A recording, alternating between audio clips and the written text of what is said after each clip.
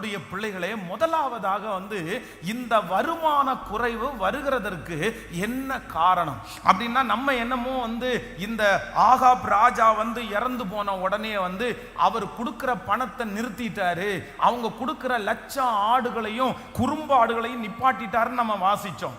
ஆனா இல்ல, இதற்கு பின்பாக ஒரு காரணம் இருக்குது. நீங்க எடுத்துக்கொள்ளலாம். அந்த வசனத்தை வாசிக்கலாமா? 15ஆம் ஆமென். நீங்கள் 3ஆம் அதிகாரத்தில் 3ஆம் அதிகாரத்தினுடைய வாசிக்கலாம். 3ஆம் அதிகாரத்தினுடைய 16வது வசனத்தை வாசிக்கலாமா? ஆமென். 3ஆம் அதிகாரம் வாசிக்கலாம். 3ஆம் அதிகாரம் 3வது வசனத்தை வாசிக்கலாமே. 3ஆம் அதிகாரம் 3வது வசனத்தை வாசிக்கலாம். 3ஆம் கர்த்தரின் பார்வைக்கு, ஆமென், 1வது வசனத்திலிருந்து வாசிக்கலாமே. அப்போ உங்களுக்கு தெளிவாய் புரியும். யூதாவின் ராஜாவாகிய யோசபாத்தின் 18ஆம் வருஷத்திலே ஆகாபின் குமாரனாகிய யோராம் சமாரியாவிலே இஸ்ரவேலின் மேல் ராஜாவாகி 12 வருஷம் ராஜ்யபாரம் பண்ணி கர்த்தரின் பார்வைக்கு பொல்லாப்பானதை செய்தான். ஆனாலும் தன் தகப்பனை போலும் தன் தாயை போலும் அல்ல, தன் தகப்பன் பண்ணுவித்த பாகாலின் சிலைகளை அகற்றிவிட்டான். என்றாலும் இஸ்ரவேலை பாவம் செய்ய பண்ணின நேபாத்தின் குமாரனாகிய யெரொபெயாமின் பாவங்களை அவன் விட்டு நீங்காமல் அவைகளிலே சிக்கி கொண்டு இருந்தான். நல்லா கவனிச்சுக்குங்க. இப்போ உங்களுக்கு புரியும்னு நினைக்கிறேன். இந்த வருமான குறைவு வருவதற்கு என்ன காரணம்? திடீர்னு வந்துட்டு இருந்த ஒரு பெரிய வருமானம் திடீர்னு நின்னதற்கு என்ன காரணம் அப்படின்னு சொன்னா, இந்த ஆகாபினுடைய மகன் இந்த யோராம் என்னன்னா 12 வருஷம் இஸ்ரவேலின் மேல் அவர் ராஜ்யபாரம் பண்றாரு. அப்போ இந்த 12 வருஷமும் அவர் ராஜ்யபாரம் பண்ணும்போது அவருடைய அப்பா அவர் யார் அப்படின்னா யெரொபெயாம். இந்த யெரொபெயாம் என்னன்னா, இந்த யெரொபெயாம் ரெகோபெயாம், நீங்க வாசிச்சீங்கன்னா இதை மாத்திரக்கூடாது. ரெகோபெயாம் யார் அப்படின்னு சொன்னா சாலோமோனுடைய பையன் ரெகோபெயாம். ஆனா யெரொபெயாம் யார் அப்படின்னா இந்த சாலோமோனுக்கு கீழே ஒரு படைத்தலைவனாய் இருந்தவன். இப்போ சாலோமோனுடைய நாட்களிலே சாலோமன் பாவம் செஞ்சதுனால ஆண்டவர் என்ன பண்ண போறாருன்னா, அந்த ராஜ்யபாரத்தை 2ஆ பிரிய போகுது. அப்படின்னா ஆண்டவர் தாவீதுக்கு ஒரு வாக்கு கொடுத்திருந்தாரு, உன்னுடைய வம்சத்தை நான் விடமாட்டேன் அப்படின்னு சொல்லி. இப்போ 12 கோத்திரம் இருக்கு பாருங்க. இந்த 12 கோத்திரத்துல 2 கோத்திரம் யூதா கோத்திரமாகவும் அடுத்து 10 கோத்திரம் இஸ்ரவேல் கோத்திரமாகவும் மாறப்படுகிறது. நல்லா கவனிங்க, நீங்க கவனிச்சாதான் புரியும். கைகளை அசைத்து ஒரு ஹல்லேலூயா சொல்லலாம். இந்த சம்பவம் உங்களுக்கு புரியுதா அப்படின்னா, நல்லா கவனிச்சுங்க. தாவீதுனுடைய மகன் சாலோமன் நிறைய பெண்களை திருமணம் பண்ணி அவனை ஆண்டவரை விட்டு அந்த லேடி எல்லாம் என்ன பண்ணினாங்கன்னா, கர்த்தரை விட்டு அவனுடைய இருதயத்தை வழி விலகி போக பண்ணினாங்க. ஆண்டவரை விட்டு ரொம்ப தூரம் போனான். இப்போ சாலோமோனுடைய நாட்கள் தாண்டதுக்கு பிற்பாடு 12 கோத்திரத்தை சாலோமன் ராஜ்யபாரம் பண்றாரு. தாவீதும் 12 கோத்திரத்தை ராஜ்யபாரம் பண்ணி அப்படியே சாலோமோனுடைய கையில கொடுத்துட்டு போறாரு. ஆனா இந்த சாலோமோனுடைய நாட்களுக்கு முடிய போது அவன் இறந்து போறான். அவன் இறந்து போனோன்னா சாலோமோனுடைய பையன் ரெகோபெயாம் அவருடைய சார்பில் ராஜாவா வராரு. அப்போ ராஜாவா வரும்போது அந்த நாட்டில் இருக்கிற முக்கியமான நபர்கள் எல்லாம் என்ன கேட்கிறாங்கன்னா, உங்க அப்பா பாரமான நுகத்தை எங்க மேல வச்சாரு, நீர் அந்த நுகத்தை எங்களுக்கு என்ன பண்ணணும், லெகுவாக்கணும் அப்படின்னு கேட்குறாங்க. நல்லா கவனிச்சுங்க, இந்த சப்ஜெக்டை அப்படியே வச்சுக்குங்க. இப்படியே இருக்கும்போது இந்த சாலோமனுக்கு கீழே ஒர்க் பண்றவர் தான் யாருன்னா இந்த யெரொபெயாம். இந்த யெரொபெயாம் ஒரு சின்ன மிஸ்டேக் பண்ணுவார்னு சொல்லிட்டு இந்த சாலோமன் அவனை கொல்ல பார்த்த உடனே இந்த யெரொபெயாம் அவனுக்கு கண்ணுக்கு தெரியாம வெளியூர்ல போய் தங்கி இருப்பாரு, மறைஞ்சிருப்பாரு. சாலோமன் இறந்ததுக்கு பிறகுதான் உள்ள வருவேன்னு சொல்லி இவன் போய் மறைஞ்சிருப்பான். இப்போ ஆண்டவர் ஒரு தீர்க்கதரிசியை கொண்டு ஒரு சால்வையை எடுத்து அந்த சால்வையை என்ன பண்ணுவார்னா 10 துண்டா கிழிப்பாங்க. 10 துண்டா கிழிச்சு இந்த யெரொபெயாமை பார்த்து சொல்லுவாரு, இதை பாருப்பா, ஆண்டவர் உன்னை ரொம்ப நம்புறாரு. இப்போ தாவீதுக்கு ஆண்டவரை ஏற்கனவே வாக்கு கொடுத்தது போல யூதாவை அவருடைய கையில கொடுத்துட்டு இந்த ராஜ்யத்தை 2ஆ பிரிச்சு 10 கோத்திரத்தை யாருடைய கையில கொடுக்க போறாரு, யெரொபெயாம். இப்போ உங்களுக்கு புரியுதுல்ல, ரெகோபியாமனுடைய கையில 2 கோத்திரமும் இப்போ மற்ற 10 கோத்திரம் யாருடைய கையில வருது?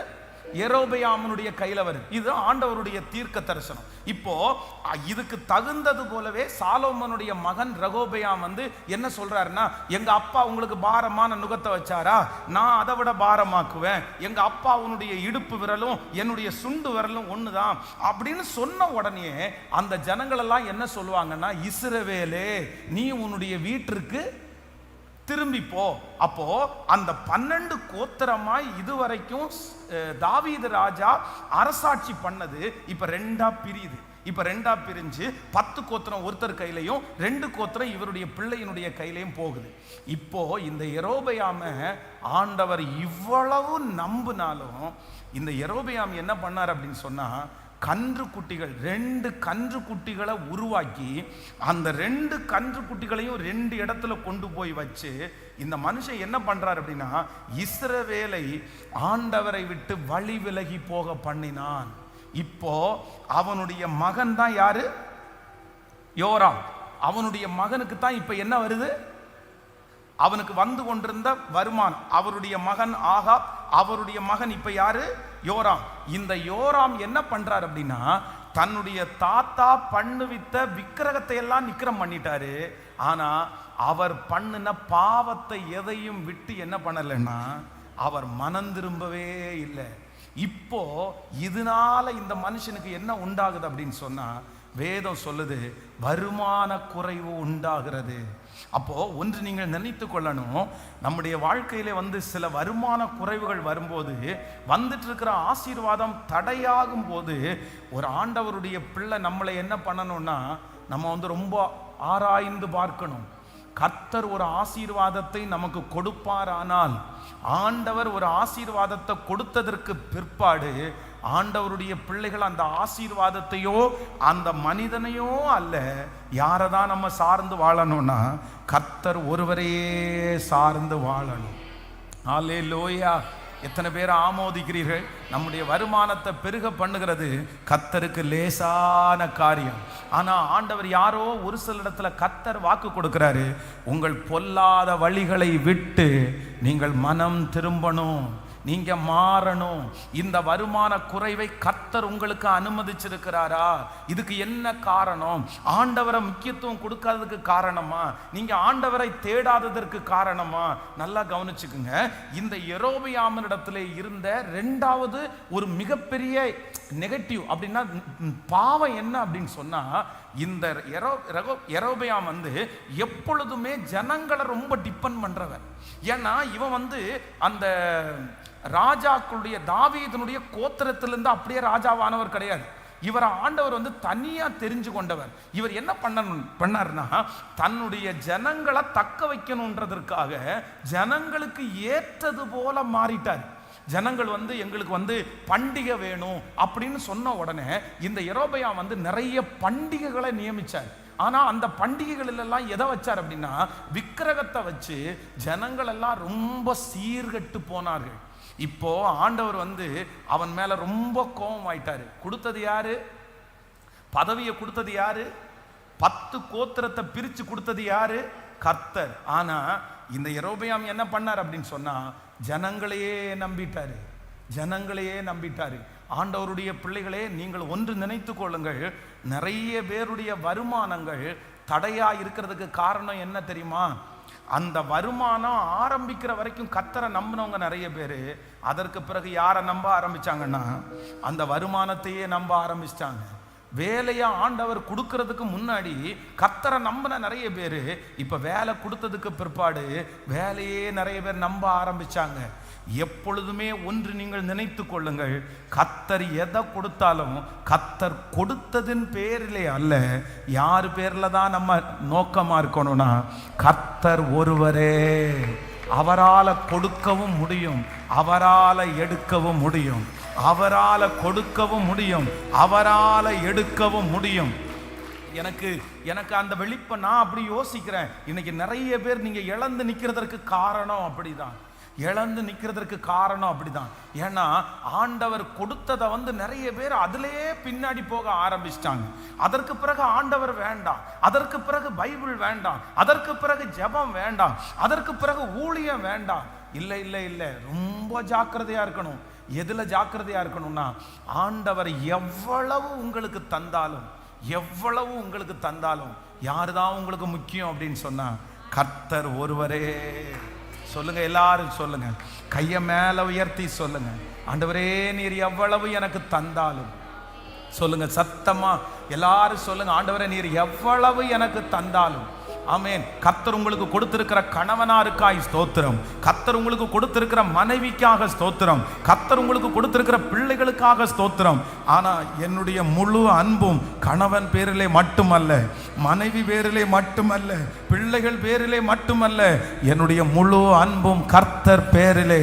முதலாவது தேவனுடைய ராஜ்யத்தையும் அவருடைய நீதியையும் தேடுங்கள், அப்பொழுது இவைகள் எல்லாம் உங்களுக்கு கூட கொடுக்கப்படும். ஹல்லேலூயா. கைகளை அசைத்து ஒரு ஹல்லேலூயா சொல்லலாம். நான் கவனமாய் கவனிங்க. நம்முடைய திருச்சபையை ஆரம்பித்த புதுசு அப்படின்னா 2005வது வருஷம். இந்த 2005வது வருஷத்தினுடைய கடைசியில் பார்த்தீங்க அப்படின்னா, இந்த ஸ்துப்பாத்தால் ஸ்ட்ரீட்டில் குடியிருக்கும் போது ஒரு ஃபேமிலி அப்படின்னா ரொம்ப லேட்டாக திருமணமானவங்க. அவர்களுக்கு எவ்வளோ வயசுலன்னா 40 வயசுல அந்த சிஸ்டருக்கு திருமணம் ஆகுது. அவருடைய கணவனாருக்கு 45 வயசு. அவங்க அப்பதான் என்னமோ தெரியல, அவங்களுக்கு அவங்க அம்மா அப்பா 2 பேரும் இல்லாததுனால ரொம்ப திருமணம் லேட் ஆயிடுச்சு. இப்ப சர்ச்சுக்கு வர்றாங்க. அவங்க ஒரே அழுக. ஒரு 6-7 மாசமா குழந்தை பாக்கியம் கிடைக்காதனால அழுக. பாஸ்டர், இந்த மாதிரி எனக்கு 40 வயசு ஆயிடுச்சு, அவருக்கு 45 வயசு ஆயிடுச்சு, இனி குழந்தை பிறக்குமான்னு நிறைய பேர் சந்தேகமா சொல்றாங்க, எனக்கு ரொம்ப கஷ்டமா இருக்குன்னு சொன்ன உடனே ஒரு 21 நாள் உபவாச ஜெபம்.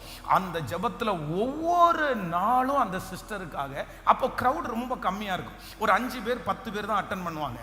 டெய்லி அந்த பிரேயர் முடிச்ச உடனே அவங்கள உட்கார வச்சுட்டு, அவங்களுக்கு அவங்க ஹஸ்பண்ட் அவர் ஒய்ஃப் 2 பேருக்கும் ஒரு 15 நிமிஷம் ஜெபம் பண்ணுவோம். அந்த நான் ஜெபம் பண்ணி முடிச்சது போல அந்த 21 நாள் முடிகிறதுக்குள்ள ஆண்டவருடைய கிருபையினால அவங்க என்ன ஆயிட்டாங்கன்னா, கன்சீவ் ஆயிட்டாங்க. அவங்களுக்கு குழந்தை. உடனே பயங்கரமான சந்தோஷம். அப்போ நிறைய மாத கர்ப்பிணியா இருக்கிறாங்க. ஒரு 10 பிள்ளைங்க தான் வருவாங்க, குட்டி பிள்ளைங்க, சண்டே ஸ்கூல். ஆனா அந்த பிள்ளைகளுக்கு இயேசுப்பா பற்றி சொல்லி கொடுப்பாங்க. அந்த கர்ப்பிணியோட குழந்தை பிறக்கிறதுக்கு ஒரு 6-7 நாளைக்கு முன்னாடி வரைக்கும் பார்த்தீங்கன்னா அந்த குழந்தைகளுக்கு அவங்க டீச் பண்றாங்க. எனக்கு ரொம்ப சந்தோஷமா இருந்துச்சு. குழந்தை பிறக்கிறதுக்காக போனவங்க தான். அதற்கு பிறகு குழந்தை கோயம்புத்தூர்ல தான் பிறந்துருச்சு. கோயம்புத்தூர்ல பிறந்து ஒரு 15 நாள் ஆயிடுச்சு. அதுக்கப்புறம் நான் ஃபோன் பண்ணி சொல்றேன், சிஸ்டர் 15 நாள் ஆயிடுச்சு, இதுக்கு பிறகு நீங்க வீட்டில் இருக்க வேண்டாம், நீங்க குழந்தைய எடுத்துட்டு நீங்க சர்ச்சுக்கு வரணும். அந்த குழந்தை சின்ன வயசுல இருந்தே இந்த சவுண்டை கேட்டு பழகட்டும், ஆராதனையை கேட்டு பழகட்டும் அப்படின்னு சொன்னோன்னா, சரி பாஸ்டர் பார்க்குறேன்னு சொன்னவங்க, நீங்க நம்ப மாட்டீங்க, அன்றைக்கு சர்ச்சை விட்டவங்க கிட்டத்தட்ட 3 வருஷம் சர்ச்சுக்கு வரல. இந்த 3 வருஷத்துல மாசத்துக்கு ஒரு டைமோ 3 மாசத்துக்கு ஒரு டைமோ அடிக்கடி பார்ப்பாங்க. எப்பா பாருங்க, பிள்ளை பிள்ளை பிள்ளை பிள்ளை, அந்த பிள்ளைக்கு தலை சீவி விடுறது, அந்த பிள்ளைய அலங்கரிக்கிறது, அந்த பிள்ளைய குளிக்க வச்சேன், அந்த பிள்ளைக்கு சாப்பாடு கொடுத்தேன், இப்படியே சொல்லிட்டு இருந்தாங்க. இன்னைக்கு அவ காலேஜ் படிக்கிறா. இன்னைக்கு காலேஜ் படிக்கிற அந்த பிள்ளை, நான் கையில தூக்கின பிள்ளை இன்னைக்கு காலேஜ் படிக்கிறான். ஆனா இன்னைக்கு காலேஜ் படிக்கிற பிள்ளை அன்னைக்கு ஒரு 2 வருஷத்துல அந்த பிள்ளைக்கு அலர்ஜின்னு ஒண்ணு வந்துருச்சு. குளிச்சா ஒத்துக்காது, காத்துல போனா ஒத்துக்காது, என்ன பண்ணி ஏதோ ஒண்ணு அவளுக்கு அலர்ஜி ஆயிரும், ஏதோ ஒண்ணு உடம்பு சிக்காயிருவான், ஏதோ ஒரு பிரச்சனை ஆயிரும். இன்னைக்கு வரைக்கும் பாத்தீங்க அப்படின்னு சொன்னா அந்த பிள்ளையினுடைய சிக்னஸ் முடியவே இல்லை. அப்ப நான் என்ன சொன்னேன்னா, சிஸ்டர், இது உங்க பிள்ளைக்கு உண்மையிலே உடம்பு சரியில்லைன்னு நினைக்காதீங்க, நீங்க ஆண்டவரோட ரொம்ப நெருக்கமா நடந்தீங்க. நீங்க இந்த குழந்தை பிறந்ததுக்கு அப்புறம் யாரை விட்டுட்டீங்க தெரியுமா? நீங்க ஆண்டவரை ஃபுல்லா விட்டுட்டீங்க, நீங்க ஆண்டவரை மறந்துட்டீங்க. நீங்க மறுபடியும் ஊழியம் செய்ய ஆரம்பிங்க, மறுபடியும் நீங்க ஜெபம் பண்ண ஆரம்பிங்க, மறுபடியும் நீங்க ஆண்டவரை ஆராதிக்க ஆரம்பிங்க. உங்க பிள்ளைக்கு கர்த்தர் பரிபூர்ண சுகம் கொடுக்கிறாரா இல்லையான்னு கேட்டேன். ஆனா அவங்க மாறுறது மாதிரியே இல்லை. அப்போ எனக்கு நம்பிக்கை, எனக்கு அப்படி கன்ஃபார்மா தெரியுது, அதனாலதான் அப்படின்னு. அப்போ ஆண்டவருடைய பிள்ளைகளே, ஒன்று நீங்கள் நினைத்து கொள்ளுங்கள், உங்களுக்கு எவ்வளவு ஆசீர்வாதங்கள் வந்தாலும், எவ்வளவு உயர்வு வந்தாலும், நீங்க மனுஷனுக்காகவோ இன்னொரு நபருக்காகவோ யாரை விட்டு கொடுக்க கூடாதுன்னா ஆண்டவரை ஒரு நாளும் விட்டு கொடுக்க கூடாது. ஏசப்பா உங்களை பல மடங்கு ஆசீர்வதிப்பார். ஏசப்பா உங்களை பல மடங்கு உயர்த்துவார். நீங்கள் இப்பொழுது இருக்கிறதை பார்க்கலும் 1000 மடங்கு ஆண்டவர் உங்களை ஆசீர்வதிப்பார். நீங்கள் வலதுபுறத்திலும் இடதுபுறத்திலும் இடம் கொண்டு நீங்கள் பெருகுவீர்கள். ஆனா நீங்க ஒரு தீர்மானம் எடுங்க, என்ன பிளஸ் பண்ணுங்க ஆண்டவரே, என்ன ஆசீர்வதிங்க ஆண்டவரே. ஆனா எனக்கு எவ்வளவு ஆசீர்வாதம் வந்தாலும் நான் யாரை விட மாட்டேன். சத்தமா சொல்லுங்க, அப்பாவை பார்த்து கையை உயர்த்தி சொல்லுங்க, உங்களை விட மாட்டேன், உங்களை மறக்க மாட்டேன், உங்களுக்கு விரோதமாய் பரிசுத்த குலைச்சலான காரியத்தை செய்ய மாட்டேன். நீங்க இந்த தீர்மானம் எடுங்க. வாலிப தம்பி, நீ இந்த தீர்மானம் எடு. தங்கச்சி, இந்த தீர்மானம் எடு. ஆண்டவர் உன்னை கைவிட மாட்டார். நீங்க ஒன்றும் இல்லாமையில இருக்கிற உங்களுக்கு எவ்வளவு வேணுமென்றாலும் கர்த்தரால் கொடுக்க முடியும். இது கர்த்தரின் பார்வைக்கு அற்ப காரியம். கர்த்தரின் பார்வைக்கு அற்ப காரியம். அந்த மனுஷன் உனக்கு கொடுக்கிற ஆடுகளை கொடுக்க மாட்டேன்னாரா, குறும்பாடுகளை கொடுக்க மாட்டேன்னாரா, ஆனா அந்த ராஜ்யத்தையே கையிலே கொடுக்கிறதற்கு கர்த்தர் வல்லவரா இருக்கிறார். ஹல்லேலூயா. இந்த இடத்துல இழந்து போன அந்த வருமானம் எல்லாவற்றையும் ஆண்டவர் திரும்ப கொடுக்கிறதற்கு இவங்க ஒரு 3 காரியத்தை செய்வாங்க. அந்த 3 காரியத்தை இன்னைக்கு நம்ம செஞ்சு, நான் நம்புறேன், கர்த்தர் ஒரு மடை திறந்த வெள்ளம் போல கர்த்தர் நமக்கு விரோதமாக இருக்கிற வருமான தடைகளை ஆண்டவர் உடைத்து, இனி உங்கள் வாசஸ்தலத்தை விசாரிக்கும் போது நீங்கள் குறைவை காண்பதே இல்லை. ஹல்லேலூயா. ஆமென். வாசிக்கலாம். முதலாவதாக நம்பர் 1 முதலாவதாக வாசிக்கலாமே. 3ஆம் அதிகாரத்தினுடைய 11வது வசனத்தை வாசிக்கலாமா? 3ஆம் அதிகாரம் 11வது வசனத்தை வாசிக்கலாம். ஆமென். அப்பொழுது யோசபாத், நாம் கர்த்தரிடத்தில் விசாரிக்கும்படி கர்த்தருடைய தீர்க்கதரிசிகளில் ஒருவனும் இங்கே இல்லையா என்று கேட்டதற்கு, எலியாவின் கைகளுக்கு தண்ணீர் வார்த்த சாப்பாத்தின் குமாரனாகிய எலிசா இங்கே இருக்கிறான் என்று இஸ்ரவேலின் ராஜாவின் ஊழியக்காரரில் ஒருவன் மறுமொழியாக சொன்னான். ஹல்லேலூயா. இப்போ கவனிங்க ஆண்டவருடைய பிள்ளைகளே, இப்போ இவ்வளவு பெரிய பிரச்சனை இங்க போயிட்டு இருக்குது அப்படின்னா, வருமான குறைவில் ஆரம்பிச்ச இந்த பிரச்சனை, இந்த வருமானத்தை நிறுத்தின அந்த மனுஷனுக்கு நேராக யுத்தம் பண்ண போகும்போது அடுத்த பிரச்சனை ஸ்டார்ட் ஆகுது. தண்ணீர் இல்லாத பிரச்சனை ஸ்டார்ட் ஆகுது. இப்போ அந்த யுத்தத்தில் தோற்று விடுவோமோ என்கிற பயம் வருது. உடனே இந்த யோசபாத் என்ன நினைக்கிறார் அப்படின்னா, இல்ல நம்ம ஒண்ணு பண்ணுவோம், நம்ம இப்படி அமைதியா இருக்க வேண்டாம், கர்த்தருடைய வார்த்தையை கேட்போம். சோ ஆண்டவருடைய வார்த்தையை சொல்லுகிற தீர்க்கதரிசிகள் யாராவது இங்க இருக்கிறாங்களா அப்படின்னு கேட்கிறாரு. கேட்ட உடனே ஒரு மனுஷனுடைய விலாசத்தை சொல்றாங்க. என்ன சொல்றாங்கன்னா, அப்பொழுது யோசபாத், நாம் கர்த்தரிடத்தில் விசாரிக்கும்படி கர்த்தருடைய தீர்க்கதரிசிகளில் ஒருவனும் இங்கே இல்லையா என்று கேட்டதற்கு, எலியாவின் கைகளுக்கு தண்ணீர் வார்த்த சாப்பாத்தின் குமாரனாகிய எலிசா இங்கே இருக்கிறான் என்று இஸ்ரவேலின் ராஜாவின் ஊழியக்காரரில் ஒருவன் மறுமொழியாக சொன்னான். ஹல்லேலூயா. கர்த்தருடைய பிள்ளைகளே, இந்த இடத்துல சொல்றாங்க, இல்ல இல்ல இல்ல, ஒருத்தர் இருக்கிறார். யாருன்னா, அவர் பெயர் எலிசா. ஆனா அந்த எலிசாவுக்கு ஒரு முகவரி இருக்குது. என்ன முகவரி அப்படின்னு சொன்னா, எலியாவின் கைகளுக்கு தண்ணீர் வார்த்த சாப்பாத்தின் குமாரனாகிய எலிசா. அப்படின்னா இந்த எலிசா நம்ம நினைக்கிறது மாதிரி சாதாரணமான ஆளு கிடையாது. அன்னைக்கு இருந்ததுலேயே மிகப்பெரிய கோடீஸ்வரனுடைய பிள்ளை தான் இந்த எலிசா. இந்த எலிசா 12வது ஏர் பூட்டி உழும்போது அப்படின்னு பைபிள் சொல்லும். நிறைய நிலங்களுக்கு சொந்தக்காரர் தான் இந்த எலிசா. ஆனா இந்த எலியா சால்வையை அவர் மேல போட்ட உடனே ஊழியத்திற்காக எல்லாத்தையும் விட்டுப்புட்டு வந்தவர் தான் யார் அப்படின்னா இந்த எலிசா. ஆனா இவ்வளவு உயர்ந்த இடத்திலே இருந்த எலிசாவுக்கு முதல்ல கொடுத்த டியூட்டி என்ன? வேதம் அவரை எப்படி அடையாளப்படுத்துகிறது சொல்லுங்க. இங்க ஒருத்தர் இருக்கிறாரு, இந்த பிரச்சனைக்கு தீர்வு ஒருத்தர் சொல்ல போறாரு. யார் அப்படின்னா எலிசாவின் கைகளுக்கு தண்ணீர் வார்த்த சாப்பாத்தின் குமாரனாகிய எலிசா. அப்போ நான் என்ன நம்புறேன் அப்படின்னு சொன்னா, கீழே அடித்தட்டுல ஒண்ணுமே இல்லாம அவ்வளவு இருந்தும் தன்னை தாழ்த்தி தன்னுடைய வாழ்க்கையை ஒரு ஊழியக்காரனுடைய கையில ஒப்படைச்சு அவருக்கு சாப்பிட்டு முடிச்ச உடனே கை கழுவுறதுக்கு தண்ணி, அவர் சாப்பிட போகும்போது கையில தண்ணி. இந்த எலிசாவுக்கு ஒரே ஒரு வேலை, என்ன வேலை அப்படின்னு சொன்னா, எலியாவனுடைய கை கழுவும் போது அவருக்கு என்ன கொடுக்கணும் சொல்லுங்க. அவருக்கு வேற எந்த ஊழியம் இல்லை, அவருக்கு வேற எந்த ஊழியம் இல்லை. அவருடைய ஊழியம் என்ன தெரியுமா? எலிசாவினுடைய கைக்கு தண்ணீர் ஊற்றுகிற ஊழியம். ஆனா அவ்வளோ பெரிய மதிப்பையும் அவ்வளோ பெரிய சொத்தையும் விட்டுட்டு இந்த எலிசா எதுல ஆரம்பிச்சார் அப்படின்னு சொன்னா, தாழ்மையிலே, குறைவிலே, சின்னதிலேயே, அற்பமாக எண்ணப்பட்டதுல தன்னுடைய ஊழியத்தை ஆரம்பிச்ச ஒருத்தர் தான் இப்ப வந்து நின்று என்ன சொல்றார் அப்படின்னு சொன்னா, காற்றையும் காண மாட்டீர்கள், மழையையும் பார்க்க மாட்டீர்கள், ஆனாலும் உங்கள் பள்ளத்தாக்கு தண்ணீரால் நிரப்பப்படும், இது கர்த்தரின் பார்வைக்கு அற்ப காரியம். கர்த்தரின் பார்வைக்கு அற்ப காரியம்.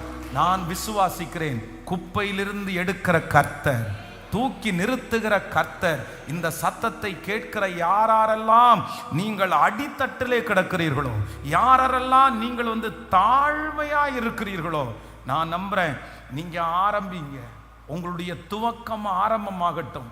கர்த்தர் சிலருடைய வருமானத்தை கர்த்தர் பெருக பண்ண போகிறார். உங்களால தான் கர்த்தர் ஒரு பெரிய வருமானத்தை கர்த்தர் கொண்டு வர போறாரு. நீங்க தான் அந்த எலிசா. அந்த எலிசா யார் அப்படின்னா, தங்களுடைய வாழ்க்கையிலே சிறுமையிலிருந்து ஆரம்பிக்கிற அந்த எலிசா தடைகளை மாற்றி ஒரு பெரிய ஆசீர்வாதத்தை கர்த்தர் கொண்டு வர போகிறார். ஹல்லேலூயா.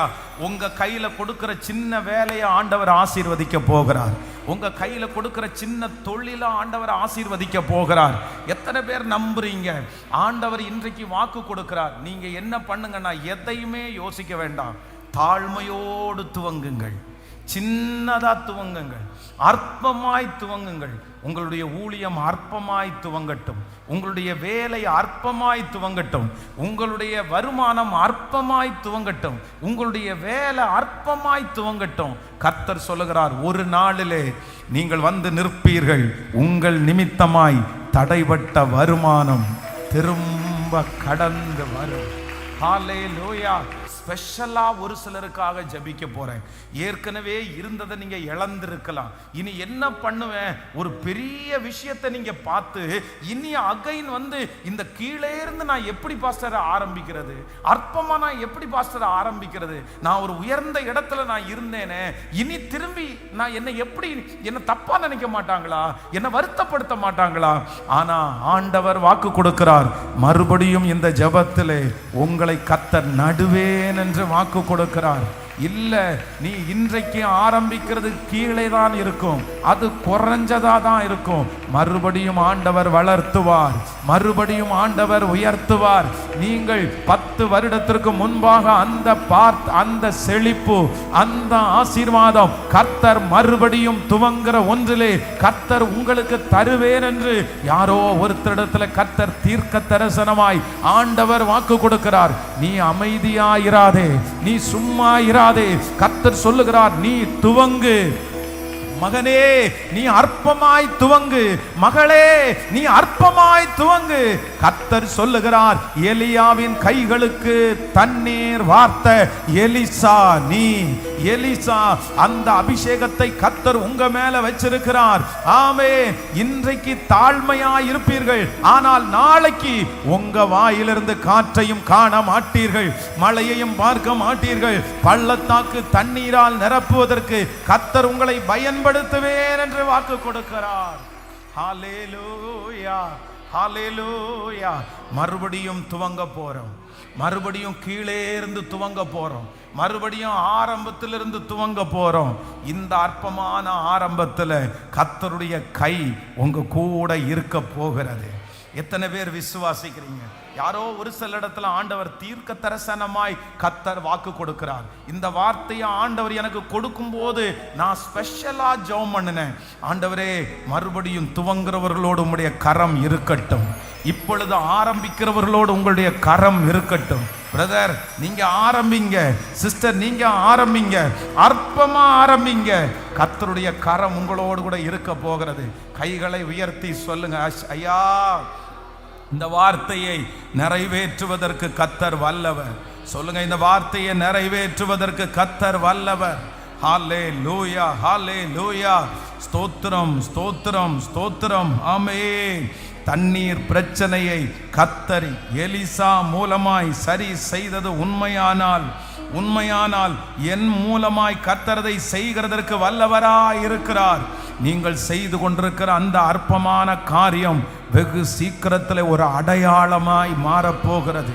கர்த்தரதை அடையாளமாய் மாறப்போகிறார்.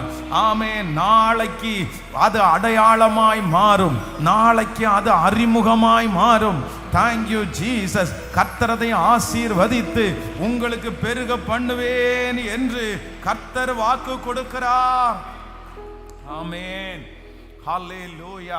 நம்பர் 2, இரண்டாவதாக வேகமாக வாசிக்கலாம், டைம் ரொம்ப கம்மியா இருக்குது. ஸோ 15ஆம் அதிகாரத்தினுடைய 16வது வசனத்தை வாசிக்கலாமா? 15ஆம் அதிகாரத்தினுடைய 16வது வசனத்தை வாசிக்கலாம். ஆமென். இல்லை, நீங்க 3ஆம் அதிகாரத்தினுடைய 16வது வசனத்தை வாசிக்கலாம். 3ஆம் அதிகாரத்தினுடைய 15வது வசனத்தை வாசிக்கலாமே.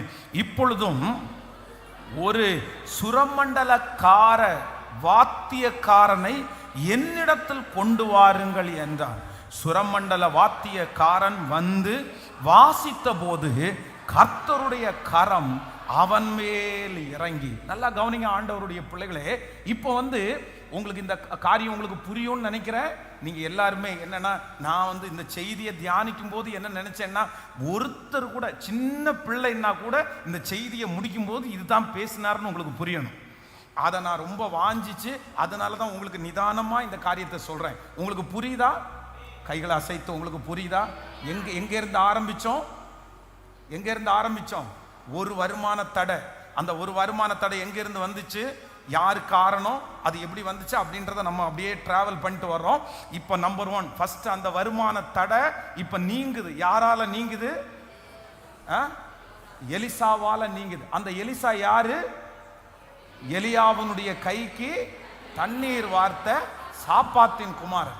இப்போ எலிசா நின்னு என்ன பண்றாரு அப்படின்னா, இவர் எப்பவுமே தீர்க்க தரிசனம் சொல்றதுக்கு வேற எதையுமே அவங்க யோசிக்க வேண்டாம்.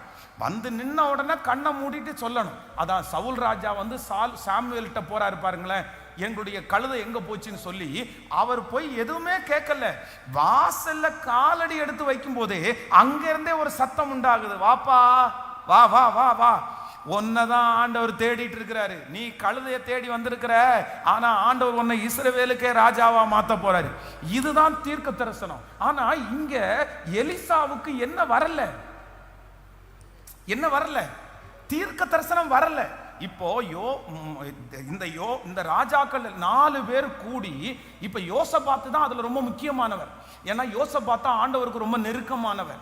இந்த எலிசாவே சொல்லும் போது என்ன சொல்றாரு அப்படின்னா, யோசபாத்தினுடைய முகத்தை மட்டும் நான் பார்க்கலன்னா நான் இந்த வேலைக்கே என்ன பண்ணிருக்க மாட்டேன், இந்த தீர்க்க தரிசனம் பேசுறதுக்கு வந்திருக்கவே மாட்டேன். நான் யாருடைய முகத்தை பார்த்தா வந்திருக்கிறேன்? ஏன்னா அந்த இடத்துல யோசபாத் ஆண்டவருடைய பிள்ளை, ஆண்டவருக்கு உண்மை உத்தமமாய் தேவனுடைய ஊழியத்தை செய்தவன். அப்போ எத்தனை பேர் நின்னாலும் இவருக்கு தீர்க்க தரிசனம் சொல்லணும்னு நினைக்கிறாரு. ஆனா வாயில என்ன வரல? தீர்க்க தரிசனம் வரல.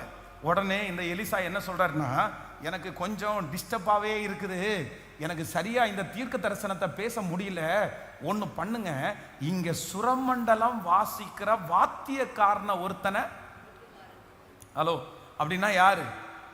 சுரமண்டலம் அப்படின்னு சொன்னா இன்ஸ்ட்ருமெண்ட் வாசிக்கிற அப்படின்னா, அந்த காலத்திலேயே ஆண்டவரையும் ஆராதிக்கிறதுக்குன்னு ஒரு டீம் இருக்குது. அதுவும் மியூசிக் எல்லாம் போட்டு வாசிச்சு ஆண்டவரை ஆராதிக்கிறதுக்குன்னு ஒரு டீம் இருக்குது. இப்போ நம்ம பழைய பரிசுத்தவான்கள் எல்லாம் பார்த்தீங்கன்னா இந்த கட்டுடைப்பு ஜெபத்தில் பார்த்தீங்கன்னா ஆராதனை பண்ணிட்டே இருப்பாங்க. அவங்க பாட்டுக்கு ஜெபம் பண்ணிட்டு இருப்பாங்க, பின்னாடி பாட்டுக்கு பாட்டு பாடி ஆராதிச்சுட்டே இருப்பாங்க. ஒரு கூட்டம் ஆராதிக்க ஆராதிக்க இங்க பிசாசுகள் எல்லாம் ஓடும் பாருங்க. அப்போ இந்த இடத்துல இந்த தீர்க்கதரிசி என்ன சொல்றாரு அப்படின்னு சொன்னா, எனக்கு இப்போ ஒருத்தர் வேணும், எனக்கு இப்போ ஒருத்தர் வேணும். யாரு வேணும் அப்படின்னு சொன்னா, என் வாயிலிருந்து தீர்க்க தரிசனம் வரணும்னா, அந்த தீர்க்க தரிசனம் இதுவரைக்கும் தடைப்பட்ட அந்த வருமானத்தை கொண்டு வரணும்னா இங்க யார் வரணும்? இங்க யார் வரணும்? சுரமண்டலம் வாசிக்கிற, வர்ஷிப் பண்ணுகிற, ஆராதனை செய்கிற ஒருத்தன் வராம இந்த தடைப்பட்ட பணம் என்ன பண்ணாது, தடைப்பட்ட வருமானம் என்ன பண்ணாது. அதான் பெர்க்மன் சியா பாடும்போது ரொம்ப அழகா பாடியிருக்கிறாரு, ஆராதனை வீரனுக்கோ ப்ரமோஷன் ப்ரமோஷன். நான் சொல்றேன், இன்றைக்கு நம்பர் 2, ஆண்டவருடைய பிள்ளையே, தடைப்பட்ட வருமானம் வரும். ஆண்டவர் உங்களை ஆசீர்வதிப்பார். நீங்க பல மடங்கு நீங்க பெருக பண்ண போறீங்க. கர்த்தர் உங்களை நம்பி பெரிய உயர்வுகளை கர்த்தர் கொடுக்க போறாரு. யாருக்கு தெரியுமா? யாருக்கு தெரியுமா? ஆசீர்வாதமும் விடுதலையும் எங்க வந்து சேரும் அப்படின்னா, யார் ஒருத்தர் ஆராதனை வீரரா இருக்கிறாரோ, யார் ஒருவர் ஆராதனை வீராங்கனைகளா இருக்கிறார்களோ, ஆராதனை பண்ணுறவங்க வெட்கப்பட்டு போக மாட்டாங்க. ஆராதனை செய்கிறவங்க குறைஞ்சு இருக்க மாட்டாங்க. நான் நம்புறேன், ஆராதனை பண்றவங்கள உயர்வு தேடி வரும், ஆராதனை பண்ணுகிறவங்கள வருமானம் தேடி வரும், ஆராதனை பண்ணுகிறவர்களுக்கு பதவி உயர்வு தேடி வரும். ஆண்டவரா ஆராதிக்கிற பிள்ளைகள் கண்டிப்பாக வெட்கப்பட மாட்டாங்க. ஆராதிக்க ஆராதிக்க உங்களுக்கு ஆசீர்வாதம் வந்து கொண்டே இருக்கும். ஹல்லேலூயா. ஆடுகளுக்கு பின்னாடி போன ஒரு மனுஷன், அவங்க குடும்பத்துல எல்லாருமே ஆடு மேய்க்கிறவங்க தான். ஆனா ஆடுகளுக்கு பின்னாடி போன ஒரு தாவீத கர்த்தர் அந்த நாட்டிற்கு அரசன் ஆகிறதற்கு அந்த தாவீதினிடத்தில் இருந்த ஒரு ஸ்பெஷல் குவாலிட்டி என்னன்னா, அவன் ஆராதனை வீரன், அவன் ஆராதனை வீரன், அவன் இசை கலைஞன். ஒரு ஆராதனை வீரனாய் இருப்பார்களே ஆனால் அந்த மனுஷனுக்கு ஆமென் எகிப்தின் சம்பாத்தியம் தேடி வரும், எத்தியோப்பியாவின் வர்த்தக லாபம் தேடி வரும். கர்த்தருடைய பிள்ளையே, தடைப்பட்ட காரியம் உங்களுக்கு தேடி வரும். நீங்க ஆராதிக்க ஆராதிக்க அந்த கட்டுகள் உடையும், கட்டுகள் உடையும். கர்த்தர் அடுத்த லெவல் கொண்டு போறாரு. இதுவரையிலும் பார்த்திராத ஒரு வருமானத்தை இனி நீங்க பார்க்க போறீங்க. இதுவரையிலும் பார்த்திராத ஒரு செழிப்பை நீங்க பார்க்க போறீங்க. ஹல்லேலூயா. ஆமென். இந்த சத்தத்தை கேட்கிற நிறைய பேரு இன்னைக்கு நீங்க உங்களுக்கு கிடைச்ச ஆசீர்வாதம் எல்லாம் எதுல கிடைச்சுன்னு நினைக்கிறீங்க? எதுல கிடைச்சுன்னு வைங்க. நீங்க கொஞ்சம் திரும்பி பாருங்க, கொஞ்சம் திரும்பி பாருங்க. நீங்க என்னைக்கு உண்மையா ஆராதிச்சீங்களோ, நீங்க என்னைக்கு மனசு விட்டு ஆராதிச்சீங்களோ, நீங்க என்னைக்கு உங்களை மறந்து ஆராதிச்சீங்களோ, நீங்க உங்களை மறந்து ஆராதிக்கும் போது வந்த ஆண்டவருடைய வார்த்தை சொல்லிச்சு, அந்த வார்த்தை நடந்துச்சா இல்லையா? நடந்துச்சா இல்லையா? நீங்க ஆராதிக்க ஆராதிக்க இவ்வளவு கர்த்தர் உயர்த்தினாரே. ஹல்லேலூயா. பிரதர், ஆராதிக்காம விடுதலை கிடைக்காது பிரதர். சிஸ்டர், ஆராதிக்காம விடுதலை கிடைக்காது சிஸ்டர். பேய் கூட எதுல தான் போகும் சொல்லுங்க சத்தமா? ஆராதனை அவ்வளோ பெரிய பவர், அவ்வளோ பெரிய பவர். ஆனா இன்னைக்கு ஆண்டவர் நம்மளை முகமுகமா ஆராதிக்க பண்ணி இருக்கிறாரு. நீங்க பழைய ஏற்பாட்டின் காலத்துல பாத்தீங்கன்னா, ஆசாரியர்கள் ஆராதனை ஆரம்பிக்கிறதுக்கு முன்னாடி என்ன பண்ணுவாங்க அப்படின்னு சொன்னா, தூப கலசத்தை எடுத்து என்ன போடுவாங்க? தூபம் போடுவாங்க. நம்ம இன்னைக்கு பாத்தீங்கன்னா இந்த முஸ்லீம் கடைகளுக்கெல்லாம் போய் பாத்தீங்கன்னா அவங்க என்ன கொண்டு வருவாங்க? சாம்பிராணி போடுவாங்க பாருங்களேன். நம்ம அந்த சாம்பிராணி போடுற இடத்துல நீங்க உள்ள போனீங்கன்னா உள்ள யாரு இருக்கிறாங்கன்னே, அங்க உள்ள என்ன மட்டும்தான் இருக்கும்? புகை மூட்டமா இருக்கும். இந்த புகை மூட்டம் பழைய ஏற்பாட்டின் காலத்துல ஆசாரியர்கள் அந்த ஆசரிப்பு கூடாரத்துக்குள்ள பரிசுத்தமா தான் போவாங்க. அவங்க 100% பரிசுத்தமா இருப்பாங்க. ஆனா அவங்க சேஃப்டிக்காக கை இடுப்புல சங்கிலி கட்டி இருப்பாங்க. ஆனாலும் அவ்வளவு பரிசுத்தமா இருந்தாலும் பரலோக தேவனுக்கு முன்னாடி என் முகத்தை காமிக்கிறதுக்கு நான் தகுதி இல்லைன்னு சொல்றதுக்காக தான் அந்த தூப கலசத்தை எடுத்து ஃபுல்லா புகை போட்டு அந்த புகைக்குள்ளேயே போயிட்டு வருவாங்க. தன்னுடைய முகத்தை காமிக்க மாட்டாங்க. ஏன்னா நம்முடைய தேவன் அவ்வளோ பெரிய தேவன். நாம் ஆராதிக்கிற தேவன் அவ்வளவு பயத்திற்குரியவர், அவர் பயப்படத்தக்கவர். ஆனா அவ்வளவு பெரிய மகா பெரிய தேவன் நம்மேல வச்ச அன்பின் நிமித்தமாய் ஒரு மனுஷனா மாறி நமக்காய் சிலுவையிலே மரித்து நடுவாக இருந்த திரைச்சீலையை கிழித்து இன்னைக்கு அவரை முகமுகமாய் பார்க்க அப்பா பிதாவே என்று கூப்பிடக்கூடிய ஒரு புத்திர சுவிகாரத்தின் ஆவிய கட்ட தந்திருக்கிறார். ஆராதிங்க, ஆராதிங்க, கர்த்தருடைய வல்லமையை சொல்லி ஆராதிங்க, கர்த்தருடைய மகத்துவத்தை சொல்லி ஆராதிங்க. ஆராதிக்க ஆராதிக்க அந்த வருமானத்தின் மேல் இருக்கிற சத்துருடைய கைகள் எடுக்கப்படும்.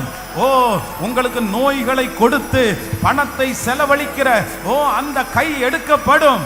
இனி உங்களுடைய வருமானத்தை சத்துருக்களுக்கு கொடுக்க மாட்டீர்கள். கர்த்தர் இனி அந்த நஷ்டத்தை கர்த்தர் எடுத்து போடுவாராக, இயேசுவின் நாமத்தில் எடுத்து போடுவாராக. ஹல்லேலூயா, ஹல்லேலூயா, ஆமென். இழந்து போன அந்த வருமானம், 1,00,000 ஆட்டுக்குட்டிகள், 1,00,000 குறும்பாடுகள், அது தடையா நிக்குது. எப்போ அது திரும்பி வருதுன்னா, நம்பர் 1, முதலாவதாக எலியாவின் கைக்கு தண்ணீர் வார்த்த சாப்பாத்தின் குமாரன் அவன் வந்து நிற்கும் போது திரும்ப வருது. நம்பர் 2, இரண்டாவதாக வேதம் சொல்லுகிறது, அப்படியே இசைக்கருவி வாசிக்கிற ஒரு மனிதன், ஆமேன், ஒரு ஆராதனை வீரன், ஒரு வர்ஷிப் பண்ணுகிற ஒரு மனுஷனை கூட்டிட்டு வாங்க. அந்த மனுஷன் வந்து வேதம் சொல்லுது, அந்த வாத்தியத்தை அப்படியே வாசிக்கும் போது இப்போ கர்த்தருடைய ஆவியானவர் யார் மேல இறங்குறாருன்னா எலிசாவின் மேல இறங்குறாரு. இப்போ எலிசா தீர்க்க தரிசனம் சொல்றாரு, காற்றையும் காண மாட்டீர்கள், மழையையும் பார்க்க மாட்டீர்கள், ஆனாலும் உங்கள் பள்ளத்தாக்கு தண்ணீரால் நிரப்பப்படும். இது கர்த்தரின் பார்வைக்கு அற்ப காரியம், இது கர்த்தரின் பார்வைக்கு அற்ப காரியம். ஹல்லேலூயா. நம்பர் 3, மூன்றாவதாக இங்கே இருக்கிற வருமான தடை ஒண்ணுனால சரியாகுது. வாசிக்கலாம், 16வது வசனத்தை வாசிக்கலாமா? 15வது வசனத்தையும் 16வது வசனத்தையும் வாசிக்கலாம். ஆமேன். 15, 16. இப்பொழுதும் ஒரு சுரமண்டல வாத்தியக்காரனை என்னிடத்தில் கொண்டு வாருங்கள் என்றான். சுரமண்டல வாத்தியக்காரன் வந்து வாசித்த போது கர்த்தருடைய கரம் அவன் மேல் இறங்கி, அவன் கர்த்தர் உரைக்கிறது என்னவென்றால், இந்த பள்ளத்தாக்கிலே எங்கும் வாய்க்கால்களை வெட்டுங்கள். வாசிக்கலாம் அடுத்து, இந்த பள்ளத்தாக்கு எங்கும் வாய்க்கால்களை வெட்டுங்கள், நீங்கள் காற்றையும் காண மாட்டீர்கள், மழையையும் பார்க்க மாட்டீர்கள், ஆனாலும் நீங்களும் உங்கள் ஆடு மாடுகளும் உங்கள் மிருக ஜீவன்களும் குடிக்கும்படிக்கு இந்த பள்ளத்தாக்கு தண்ணீரால் நிரப்பப்படும் என்று கர்த்தர் சொல்லுகிறார். 20வது வசனத்தை கூட வாசிக்கலாம். 20வது வசனம், ஆமேன். மறுநாள் காலமே பலி செலுத்தப்படும் நேரத்தில் இதோ தண்ணீர் ஏதோம் தேசத்து வழியாய் வந்ததினால் தேசம் தண்ணீரனால் நிரம்பிற்று. ஹல்லேலூயா, ஹல்லேலூயா. நம்பர் 3, மூன்றாவதாக இப்போ ஃபர்ஸ்ட் யார் வந்துச்சு? ஃபர்ஸ்ட் இந்த சாப்பாத்தின் குமாரனாகிய எலியா வந்தாச்சு. அதுக்கப்புறம் யார் வந்தாச்சு? ஒரு சுரமண்டலக்காரன் வந்தாச்சு. இப்போ கர்த்தருடைய ஆவி அவன் மேல இறங்கி கர்த்தர் என்ன சொல்றாருன்னா, இந்த பள்ளத்தாக்கு எங்கும் எங்க வாய்க்கால் வெட்டணுமாமா? கேட்கல. இப்போ நல்லா கவனிச்சுங்க, தண்ணி வருதுப்பா, நீங்க மலை மேல வெட்டுங்கன்னு சொன்னா கூட பரவாயில்ல. ஆனா இப்ப ஏற்கனவே அது எங்க, பொதுவா தண்ணி வர்ற தண்ணி எங்க தான் நிற்கும்? பள்ளத்தாக்குல நம்ம வாய்க்கால் வெட்ட வேண்டிய அவசியமே இல்லை. அங்க வெட்டினாலும் வெட்டலானாலும் தண்ணி அந்த இடத்துல என்ன பண்ணுது? நிக்கதான் போகுது. ஆனா இந்த தீர்க்கதரிசி என்ன சொல்றாரு அப்படின்னு சொன்னா, இவங்க அத்தனை பேரும் மண் வெட்டி பிடிச்சிட்டு குழி வெட்ட போனவங்க கிடையாது, குழி எடுக்க போனவங்க கிடையாது. இவங்க அத்தனை பேரும் கையில பட்டயத்தையும் அருவாவையும் வச்சுட்டு யுத்தம் பண்ண போனவங்க. யுத்தம் பண்ண போனவங்க கையில மனுஷனை வெட்டுகிற ஆயுதம் தான் இருக்கே தவிர மண்ணை வெட்டுற ஆயுதம் எதுவும். ஆனா என்ன வருது? இந்த பள்ளத்தாக்கு எங்கும் நீங்கள் வாய்க்கால்களை வெட்டுங்கள். நம்மளா இருந்தா என்ன பண்ணுவோம்? இது நியாயமா ஆண்டவரே? நீர் கீழ்ப்படிய சொல்லுகிறது பரவாயில்ல, ஆனா இதுக்கெல்லாம் கீழ்ப்படியணுமா? நம்ம எத்தனை கேள்வி கேட்டிருப்போம். இதெல்லாம் கீழ்ப்பட முடியாது. ஆனா வேதம் சொல்லுது, இந்த ஊழியக்காரன் சொன்ன உடனே தன்னுடைய கையிலே இருக்கிற அருவா வச்சு, தன்னுடைய கையிலே இருக்கிற ஆயுதத்தை வச்சு, வேதம் சொல்லுது அவங்க என்ன பண்ணினாங்கன்னா, பள்ளத்தாக்கிலே அவங்க குழிகளை எடுத்தாங்க. இப்ப என்ன எனக்கு ரொம்ப பிடிச்ச வசனம் என்னன்னா 20வது வசனம், மறுநாள் காலமே பலி செலுத்தப்படும் நேரத்தில் இதோ தண்ணீர் ஏதோம் தேசத்து வழியாய் வந்ததினால் தேசம் தண்ணீரினால் நிரம்பிற்று. அப்படின்னா இந்த ஏதோம் அப்படின்றது என்னன்னா, இவங்க இதுக்கு முன்னாடி 7 நாள் தண்ணீர் இல்லாம நடந்து வந்தாங்கல்ல. இப்ப எங்க இருந்து தண்ணி வருது? எங்க இருந்து தண்ணி வருது? இப்போ இந்த பக்கத்துல இருந்து தண்ணி வந்திருந்துச்சுன்னா சரி, இந்த பக்கம் மழை பெஞ்சிருக்கும், இந்த பக்கம் மழை வந்திருக்கும், அதனால தண்ணி வந்துச்சுன்னு உங்களுக்கு தெரியும். ஆனா ஏற்கனவே இவங்க இந்த ரூட்ல தான் வந்தாங்க. அந்த ரூட்ல மழை பெய்கிறதற்கு எந்த சாத்தியமுமே இல்லை. ஆண்டவர் சொல்றாரு, காற்றையும் காண மாட்டாய், மழையையும் பார்க்க மாட்டாய். ஆனா நீ காற்றை காணாத, மழைய பார்க்காத, அதே வழியா தான் நீ நடந்து வந்த. அந்த வழியில நீ வரும்போது எதுவுமே இல்லை. ஆனா இந்த பள்ளத்தாக்குக்கு தண்ணீர் நீ வந்த வழியே வரும் என்று அந்த வழியே ஆண்டவர் கொண்டு வந்தார். ஹல்லேலூயா. ஒரே ஒரு கேள்வி கேட்காத ஒரு கீழ்ப்படிதல், எந்த கேள்வியும் கேட்காத ஒரு கீழ்ப்படிதல். ஆண்டவரே, எஸ் லார்ட், பரவாயில்ல ஆண்டவரே, நான் எந்த கேள்வியும் கேட்கல, நீங்க இதைத்தான் எனக்கு சொல்றீங்களா? இதை விட சொல்றீங்களா? இதை தூக்கி போட சொல்றீங்களா? இந்த மன்னிப்பு கேட்க சொல்றீங்களா? இதுல ரெடி பண்ண சொல்றீங்களா?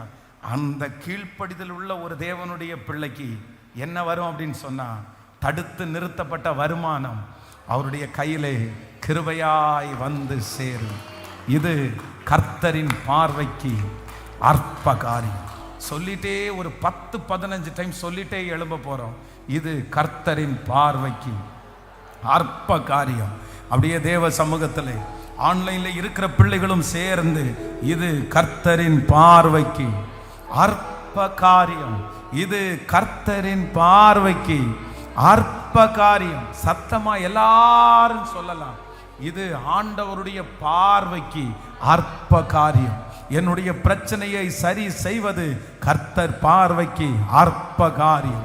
என் தலையை நிமிர பண்ணுவது கர்த்தர் பார்வைக்கு அற்ப காரியம். எனக்கு முன்பாக இருக்கிற இந்த கடன் பிரச்சனையிலிருந்து விடுதலை கொடுப்பது கர்த்தருக்கு அற்ப காரியம். என் பிள்ளையினுடைய திருமண தடை மாறுவது கர்த்தர் பார்வைக்கு அற்ப காரியம். சத்தமா இந்த வார்த்தையை சொல்லி சொல்லி சொல்லி நிறைய பேருக்கு கர்த்தர் இரக்கம் செய்ய போகிறார். ஆண்டவருடைய பிரசன்னம் வருகிறது. ஹல்லேலூயா. தடுத்து வைக்கப்படுகிற அணைகள் எல்லாம் உடையப்பட்டு, ஓ தண்ணீர் ஏதோ தேசத்தில் இருந்து கடந்து வந்து, இதோ காற்றையும் காண மாட்டாய், மழையையும் பார்க்க மாட்டாய், ஆனால் நீ வெட்டி வைத்திருக்கிற அத்தனை வாய்க்கால்களும் தண்ணீரால் நிரப்பப்படும். உன்னுடைய ஆடு மாடுகள் மிருக ஜீவன்கள் ஓ குடிக்கும்படி இந்த தண்ணீரால் நிரப்பப்படும். இதோ கர்த்தர் அந்த வருமான தடைகளை கர்த்தர் உடைக்கிறார். இனி உங்கள் வாசஸ்தலத்தை விசாரிக்கும் போது குறைவை காண்பது இல்லை. சத்தமா இயேசுவே சொல்லுங்க. இந்த வார்த்தையை நான் விசுவாசிக்கிறேன், இந்த வார்த்தையை விசுவாசிக்கிறேன்.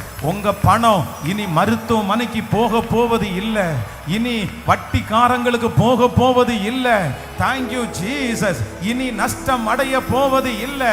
Thank you Jesus. ஹல்லேலூயா. கர்த்தர் அந்த நஷ்டத்தை தடுத்து நிறுத்துகிறார். கர்த்தர் அந்த வியாதியை தடுத்து நிறுத்துகிறார். கர்த்தர் அந்த ஆக்சிடென்ட்டை தடுத்து நிறுத்துகிறார். ஸ்தோத்திரம் ஸ்தோத்திரம் ஸ்தோத்திரம். ஒரு நிரம்பி வழிய பண்ண போகிறார். தாண்டி வரப்போகிறது, உங்களை தாண்டி வரப்போகிறது. சத்தமா இயேசுவே, இன்றைக்கு கொடுத்த வாக்குத்தத்தம் நிறைவேறட்டும். சத்தமா ஜெபம் பண்ணுங்க. அந்த வார்த்தையை கர்த்தர் நிறைவேற்ற போகிறார். இது கர்த்தரின் பார்வைக்கு அற்ப காரியம். இது கர்த்தரின் பார்வைக்கு அற்ப காரியம். இது கர்த்தரின் பார்வைக்கு அற்ப காரியம். இது கர்த்தரின் பார்வைக்கு அற்ப காரியம். ஹல்லேலூயா.